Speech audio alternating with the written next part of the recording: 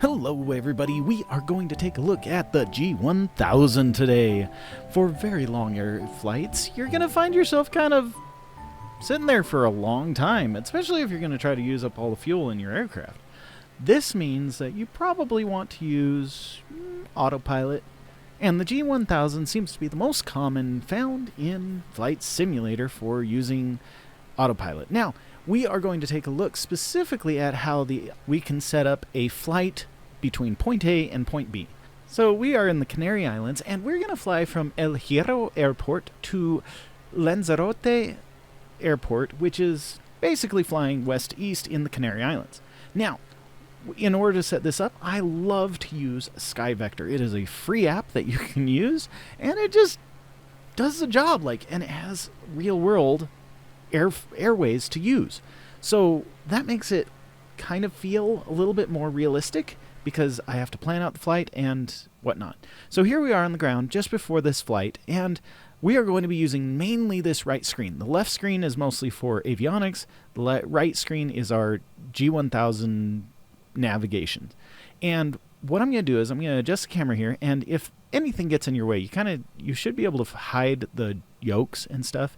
But this is what we're mainly working with. If we click on Flight Plan, FPL, we have this basic data. In order to get to it, we are going to left-click, hold, and then right-click, and it will give us a cursor. Then we can use the second wheel to wheel down to this first thing.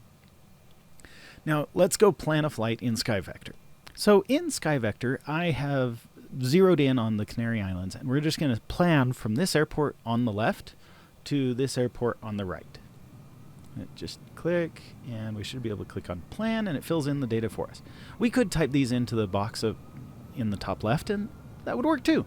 But we want to use these airways. So if we zoom in, you'll start to be able to see the numbers for these airways, and you just fill it in this white box over here. So I put in UZ526, and it filled in a start point of HIE with an endpoint of GDV. Now we're going to put in UN871, and it will go from GDV to LZR, which is cool. It fills in multiple waypoints in those points.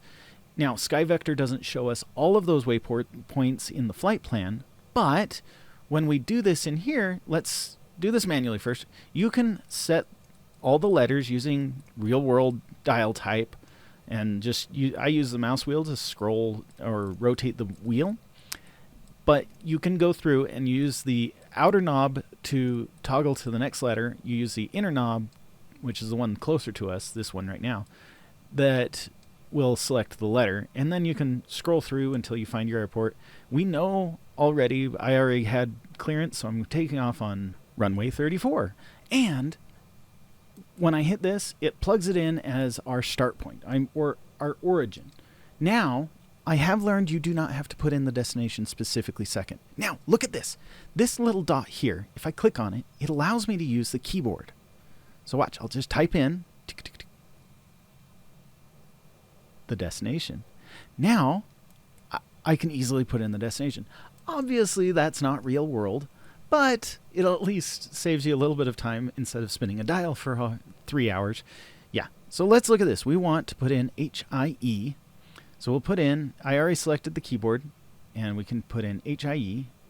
Now, I can click anywhere on the screen. Now look at that. So I can click here. This is important. If you have that keyboard thing selected, you can't do anything outside. But once it's unselected, and notice I can select anywhere on the screen, and it unselects, then I can effectively use the rest of the controls. So be cautious. If you have that keyboard thing on and all of a sudden stuff is not working, yeah. So I went into the menu and I clicked on Load Airway because we put in HIE, which was the beginning of an airway, and we selected the airway that we were aiming at using, right? I mean, just go down to 526, right? UZ526, right? And after we hit enter, we go into find the exit point, and it gives us a variety of waypoints. Those are things that we would have had to manually put in if we were trying to go with type out everything.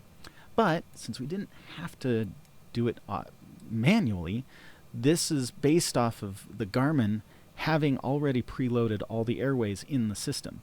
Now we're going to put in LZR because it already knew we were at GDV, and we just scroll down to the 871 and then put in LZR. I just had to double check. LZR, yeah. Go down to LZR and then hit enter, and it gives us whatever waypoints are in there. There's only 2 on this one, but now we have the whole flight plan, and we can scroll through, double check, verify that that's where we're going. We can even zoom out and check this out. So let's click flight plan so we see more of the map, and let's zoom out and verify that it's what we want to do. That looks very similar to this same pathway. Don't you agree? Awesome. So now before we're in the air, I'm going to show you what you can do within Flight Simulator. Before you even start your flight, you can actually select your departure point and your arrival point, and it will draw a line in between. And you can select over here in the top left, you've got these menus, and it will select airways.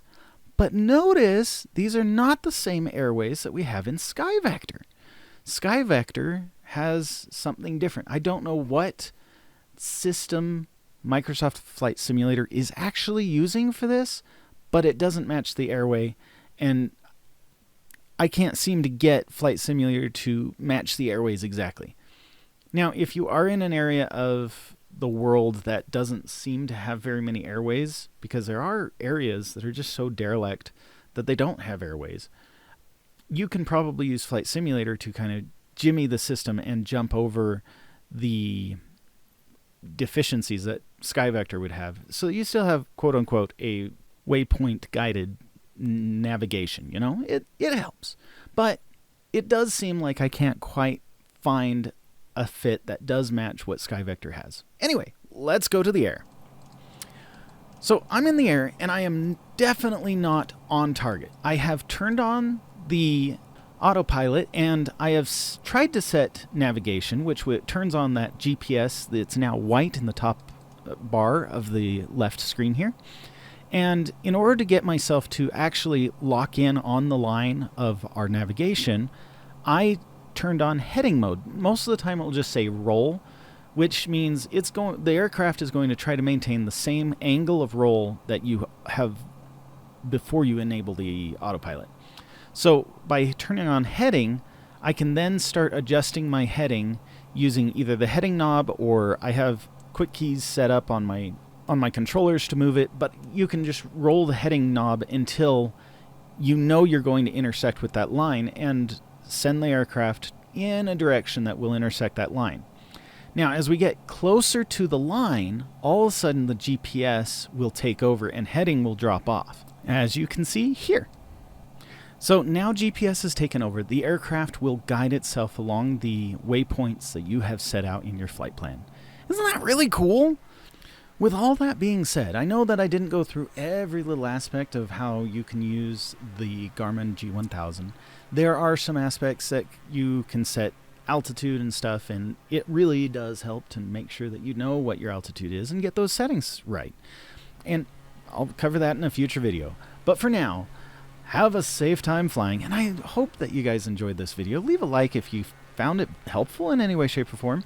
And if you have any other further questions, leave them in the comments. I will take the time to answer them or build another video to give a tutorial. Anyway, that's all I got for you. Have a wonderful day. Safe flying. Bye-bye.